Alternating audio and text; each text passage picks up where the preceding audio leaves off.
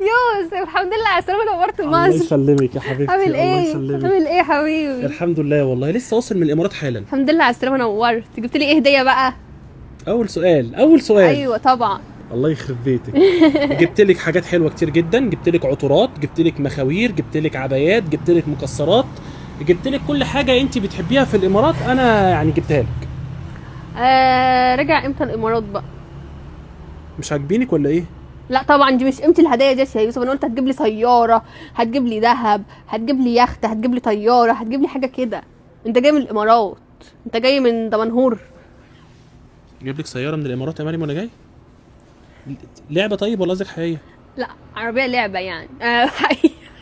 حقيقيه؟ حقيقه بتتكلم جد؟ والله حقيقه.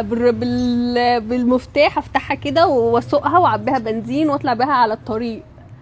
مريم، وحد قال لك ان انا سرقت سرقه كبيره في الامارات وجاي؟ ايه اللي انت بتقوليه دوت؟ انا موظف عادي شغال شغلانه عاديه يعني يا مريم، يعني انا كل دوت ومفيش شكرانيه؟ لا في الامارات، في الامارات معروفين اللي بينزلوا من الامارات مصر او من السعوديه او من قطر او اي دول الخليج بيجيب هدايا كبيره، عربيه، ذهب، سياره يعني. اجيبها لك في يعني انا معايا طياره حتى. مريم، انا معايا وزن 30 كيلو، مش معايا وزن 30 طن. مش معنى انا اجيب سوارس عن الطياره وانا لا. مين؟ نجيب سوارس عن الطياره وانا لا. مريم انا راجع الامارات. ارجع يا يوسف الامارات يا يوسف، مش ارجع هطلع. ارجع. مش هطلع عايز بس فلوس بس مصاريفي. خدي، معيش الا درهم، معيش الا درهم. هات درهم. خدي حتى اللي كمان فكتهم.